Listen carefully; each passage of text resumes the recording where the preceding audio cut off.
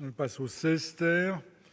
L'amendement 85 rectifié, Monsieur Gros-Perrin est là. On peut le défendre. Défendu. Défendu. Monsieur le rapporteur.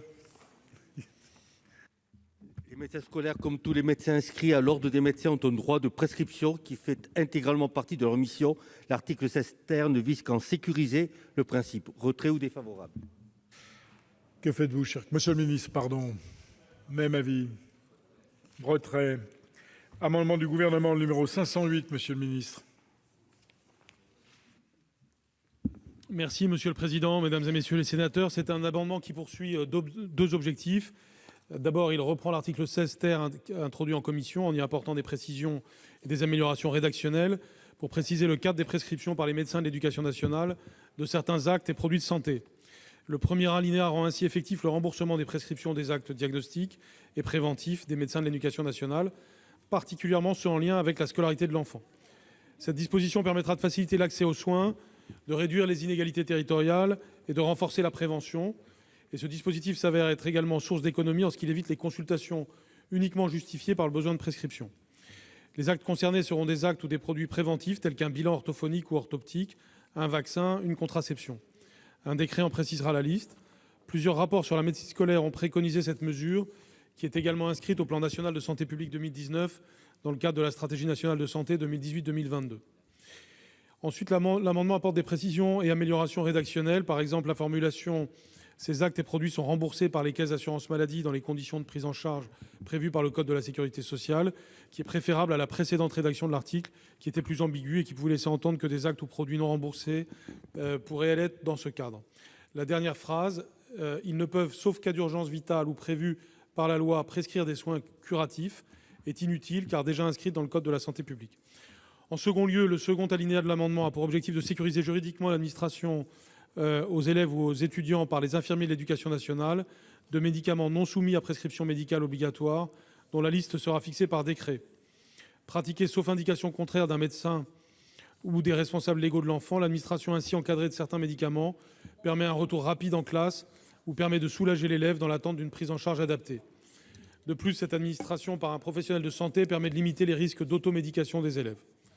Enfin, cet alinéa sécurise juridiquement l'administration par les infirmiers de l'éducation nationale de médicaments soumis à prescription médicale obligatoire dans le cadre des protocoles, en particulier le protocole national de soins et d'urgence élaboré par le ministère de l'Éducation nationale avec le ministère de la Santé. Ainsi, cet amendement sécurise utilement des activités importantes au quotidien pour la santé et la scolarité des élèves, dans le respect du droit de s'y opposer que détiennent évidemment les responsables légaux de l'enfant. Ce sont donc des amendements que je qualifierais de pragmatiques. Monsieur le rapporteur, quel est l'avis de la commission? Monsieur le Président, cet amendement n'a pas été examiné par la commission, mais il est plus ou moins à la réunion en un seul amendement de deux amendements que nous avons examinés. L'un qui rappelle le droit de prescription des médecins scolaires. La commission a été favorable à l'amendement 387 du gouvernement, retiré avant la séance. L'autre qui sécurise le droit d'administration des médicaments d'usage courant par les infirmiers de l'éducation nationale. La commission avait émis un avis défavorable à l'amendement 179 de Mme Brûlère, au motif qu'il était satisfait. L'amendement de Mme Brûlère n'est pas exactement identique à ce que nous propose le gouvernement, mais c'est le même objectif qui est poursuivi. Je proposerai donc au Sénat, à titre personnel, un avis de sagesse sur cet amendement. Monsieur Ouzoulias. Merci, Monsieur le Président. Monsieur le ministre, je crois partager l'avis de rapporteur et il me semble à vous écouter, Monsieur le ministre, qu'en effet, ce que nous avions proposé est satisfait par votre nouvelle rédaction. Donc, après confirmation, Monsieur le rapporteur, je retirerai mon amendement. Ça n'est même pas nécessaire, puisque celui-ci rédigeant l'article, s'il est adopté, tous les autres vont tomber. Et donc, voilà, tout le monde sera ainsi satisfait. Alors, je peux mettre aux voix l'amendement du gouvernement. Je vous en prie. Allez-y, chers collègues.